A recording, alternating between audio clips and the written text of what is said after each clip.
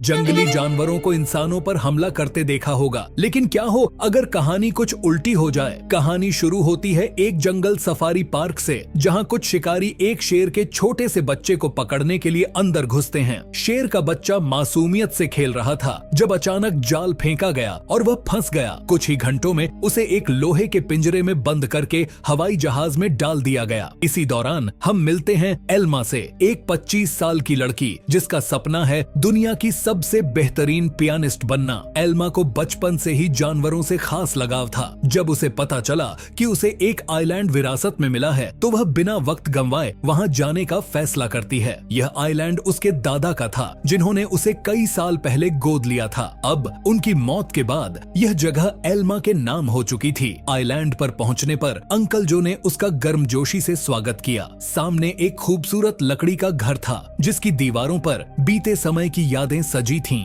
रात हुई तो एल्मा ने दादा की पुरानी वीडियोस देखने का फैसला किया। वीडियो प्ले होते ही उसकी आंखें भर आईं। उसमें उसके दादा एक खास कहानी सुना रहे थे, एक मादा भेड़िया की जिसका नाम था स्नो। स्नो अचानक ही कुछ साल पहले इस आइलैंड पर आ गई थी और समय के साथ उसके दादा और स्नो के बीच गहरी दोस्ती हो गई थी। दादा ने एल्मा से कहा कि वह भी स्नो को ढूंढकर उससे दोस्ती कर ले। उस रात शेर के बच्चे वाला प्लेन बेहद खराब मौसम की वजह से उसी आइलैंड पर क्रैश हो गया। क्रैश की आवाज सुनकर एल्मा डर गई और उसने बाहर जाकर देखा, लेकिन वायलिन बहुत बड़ा था तो उसे कुछ नहीं मिला। अगली सुबह चार्ल्स और एली नाम के दोनों जवान वहां आए। उन्होंने स्नो को कैद करने के लिए जाल बिछा दिया। असल में वह भेड़ियों के पार्क के मालिक थे और उसके लिए स्नो को पकड़कर ले जाना चाहते थे। कुछ देर बाद स्नो जाल में फंस गई, लेकिन अपनी सूझबूझ से चार्ल्स और एली के आने से पहले ही वह जाल काटकर भाग निकली। फिर वह तैरकर आइलैंड की दूसरी ओर जा पहुंची, जहां उसकी मुलाकात एल्मा से हुई। पहले तो एल्मा घबरा रही थी, लेकिन फिर उसने अपने दादा की बात याद की और स्नो को पुचकारने लगी। कुछ देर बाद एल्मा प्लेन क्रैश की जगह पर पहुंची। खुशकिस्मती से शेर के बच्चे को कोई चोट नहीं पहुंची थी। वह एक पक्षी के घोंसले में गिर गया था, लेकिन पक्षी ने उसे नीचे धक्का दे दिया और इसके बाद वह सीधा जाकर एल्मा की गोद में गिरा। एल्मा भी उसे अपने साथ घर ले आई। उसी वक्त स्नो भी अपने छोटे बच्चे के साथ घर में आ गई। घर में 3 प्यारे जानवर देखकर एल्मा बहुत खुश थी। उसने तुरंत अंकल को बुलाया, लेकिन उन्होंने एल्मा से कहा कि इन खतरनाक जानवरों को घर में रखना ठीक नहीं है, तुम्हें इन्हें जू वालों को दे देना चाहिए। अंकल ने यह भी बताया कि शेर के बच्चे को ढूंढते हुए जू के कर्मचारी वहां जरूर आएंगे, और हुआ भी बिल्कुल वैसा ही। अगले दिन एनिमल कंट्रोल वाले वहां पहुंच गए। वह जानती थी कि जू वाले कितने बेरहम होते हैं, इसलिए उसने फैसला किया कि वह उन्हें जानवरों के बारे में कुछ नहीं बताएगी। उसने झूठ कह दिया कि उसने किसी शेर के बच्चे को नहीं देखा। घर लौटकर उसने देखा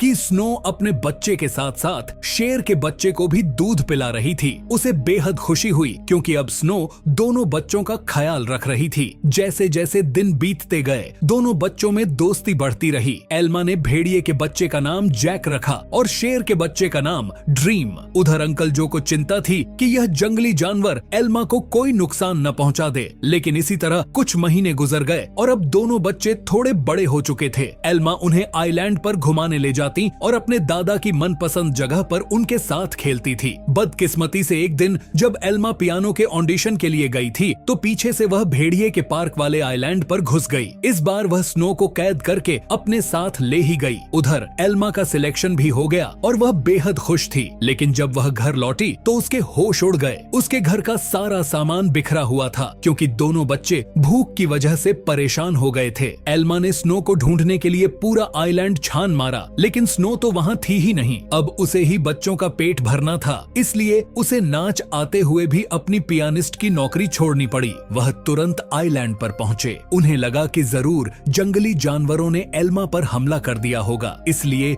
उन्होंने एनिमल कंट्रोल वालों को कॉल कर दिया। लेकिन जब उन्हें एल्मा बेहोश मिली और जानवरों को उसकी रक्षा करते देखा तो उन्हें अपनी इस हरकत पर बहुत पछतावा हुआ। इसके बाद जब एल्मा को हॉस्पिटल ले जाया गया तो डॉक्टर ने उन्हें बताया कि अगर जैक और ड्रीमर ने उसे गर्माहट न दी होती तो शायद वह आज जिंदा न होती। उधर एनिमल कंट्रोल वालों ने जैक को पकड़कर ईला और चार्ल्स को सौंप दिया। उन्हें एहसास हो गया कि जैक तो स्नो का ही बच्चा है। वहीं ड्रीमर को एलन नाम के एक आदमी को बेच दिया गया जो एक जू चलाता था। बेरहम आदमी था जो अक्सर अपने जानवरों को पीटा करता था, लेकिन अपने बाप से बिल्कुल उल्टा उसका बेटा राफा बहुत नरम दिल का था। जल्द ही उसकी दोस्ती ड्रीमर से हो गई, लेकिन कुछ ही दिनों में बेचारे ड्रीमर को कई नशीली दवाइयां देकर सर्कस में करतब करने के लिए मजबूर किया जाता। ड्रीमर ने अब तक की अपनी जिंदगी मजे से आइलैंड पर गुजारी थी, लेकिन इन बेरहम लोगों ने उस पर काफी बुरा असर डाला। इसलिए राफा अक्सर उसके पास उसे शांत करने जाया करता। उधर हॉस्पिटल में अल्मा ने होश में आते ही जैक और ड्रीमर के बारे में पूछा। अंकल ने भारी दिल के साथ उसे सब सच बता दिया। जैसे ही एल्मा हॉस्पिटल से बाहर आई, वह सीधा एनिमल कंट्रोल के दफ्तर में पहुंची। उसे पता चला कि जैक को तो भेड़ियों के पार भी भेज दिया है और ड्रीमर को उन्होंने एक सर्कस ग्रुप को दे दिया था। यह सुनते ही वह गुस्से से भर गई और ऑफिसर पर चिल्लाने लगी, लेकिन अंकल जू ने उसे शांत किया। कुछ समय बाद एल्मा ने एली को फोन करके जैक के बारे में पूछा। एली ने बताया कि जैक बहुत खुश है और यहाँ उसके कुछ दोस्त भी बन गए हैं। इससे अल्मा को थोड़ी तसल्ली मिली, लेकिन अब भी वह ड्रीमर के लिए बहुत परेशान थी। अगले कुछ हफ्तों तक वह शहर की हर एक सर्कस में गई और सबसे ड्रीमर के बारे में पूछताछ की, लेकिन कुछ हाथ नहीं लगा। उधर ड्रीमर की वजह से एलन की मोटी कमाई होने लगी थी। ड्रीमर जल्द ही स्टार लॉयन के नाम से मशहूर हो गया। एक दिन ड्रीमर का सर्कस ग्रुप भेदियों के पार्क के पास से गुजर रहा था और जैक ने तुरंत अपने बचपन के दोस्त को पहचान लिया। जायका अपनी सूझबूझ से पिंजरे से बाहर निकल गया। एली ने जब यह देखा तो वह समझ गया कि जैक बेहद समझदार है और वह जरूर कुछ न कुछ ढूंढ रहा है। जल्द ही जैक उस तक पहुंच गया जिसे वह ढूंढ रहा था। उसने बड़ी चालाकी से ड्रीमर को भी पिंजरे से छुड़ा लिया। इतने महीनों के बाद एक दूसरे से मिलने पर दोनों जमकर खेले। जब एलन को ड्रीमर के भागने का पता चला तो उसने गुस्से में बेहोश करने वाली बंदूक निकाल ली। उसके बेटे राफा ने उसे रोकने की बहुत कोशिश की, लेकिन लालची एलन ने उसकी एक न सुनी। हार कर राफा भी ड्रीमर को ढूंढने एलन के साथ चल पड़ा। एलन ने एली को भी ड्रीमर के बारे में बताया। अब वह समझ गए थे कि जैक और ड्रीमर दोनों साथ ही हैं। इसी वजह से पूरे शहर में हाई अलर्ट जारी कर दिया गया। उस शाम एली ने एल्मा को सब कुछ बताया और कहा कि एनिमल कंट्रोल वाले दोनों जानवरों के पीछे पड़े हैं। यह सुनकर एल्मा घबरा गई, लेकिन एली ने बताया कि उन्होंने जैक के शरीर में ट्रैकर फिट किया था। जैक और ड्रीमर की आखिरी लोकेशन एक जंगल के आसपास थी। अब एल्मा और एली ने मिलकर जानवरों को ढूंढने का फैसला किया। उधर दोनों जानवर शहर में खुलेआम घूम रहे थे, इसलिए पुलिस ने शूट साइट के ऑर्डर्स दे दिए। बाद में दोनों जानवर फिर से जंगल में पहुंच गए, जहां एलन और राफा ने उन्हें देख लिया। लालची एलन ने ड्रीमर पर अपनी ट्रैंकुलाइजर गन से हमला कर दिया, लेकिन उसी वक्त जैक बीच में आ गया और अपने दोस्त के बदले खुद गोली का शिकार हो गया। बेचारा जैक तो उसी वक्त बेहोश हो गया, जबकि ड्रीमर को वहां से भागने का मौका मिल गया। उसके भाग जाने के बाद राफा ने तुरंत जैक का ड्रैगन हटाकर उसे दवाई दे दी, जिससे बेहोशी की गोली का असर खत्म हो जाए। कुछ देर बाद बाप बेटा एक बार में पहुंचे और एली और एल्मा भी एक ट्रैकर के जरिए उन तक पहुंच गए। एलन ने उनसे कहा कि उसके पास कोई ट्रैकर वगैरह नहीं है और उन्हें बाहर भेज दिया, लेकिन समझदार राफा ने बाथरूम का बहाना बनाकर एली और एल्मा को सब सच बता दिया। वह उन्हें जंगल में ले गया, जहां आखिरकार उन्हें ड्रीमर मिल गया। इसके बाद ड्रीमर उन्हें एक झोपड़ी में ले गया, जहां जैक आराम कर रहा था। खुशकिस्मती से उसे सही टाइम पर होश आ गया था, लेकिन तभी उन्हें पुलिस के आने का शक हुआ तो एल्मा ने दोनों जानवरों को खुफिया रास्ते से भगा दिया। अब आइलैंड तक पहुंचने के लिए उन्हें सिर्फ एक नदी पार करनी थी। पुलिस से बचने का यही एकमात्र रास्ता था, लेकिन मुश्किल यह थी कि वहां कोई कश्ती नहीं थी और तैरना ही एकमात्र विकल्प था। जैक बिना समय गंवाए पानी में कूद पड़ा, लेकिन ड्रीमर के चेहरे पर डर साफ झलक रहा था। एल्मा ने उसे हिम्मत देने की कोशिश की। ड्रीमर, हम सब मिलकर इसे पार कर सकते हैं। लेकिन ड्रीमर के पैर जैसे जड़ हो गए थे।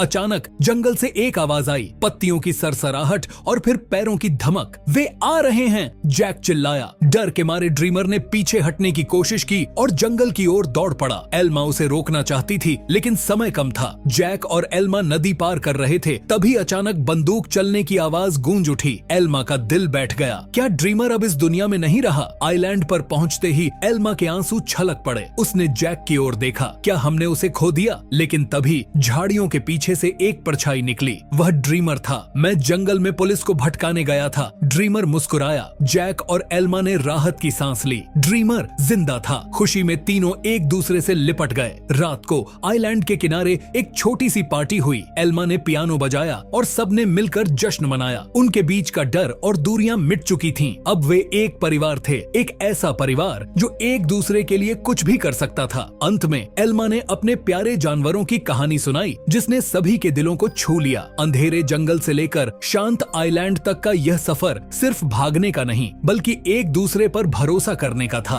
अब आपकी बारी। अगर आपको किसी जंगली जानवर को पालने का मौका मिले तो आप कौन सा चुनेंगे? कमेंट में जरूर बताइए। मिलते हैं अगली कहानी में।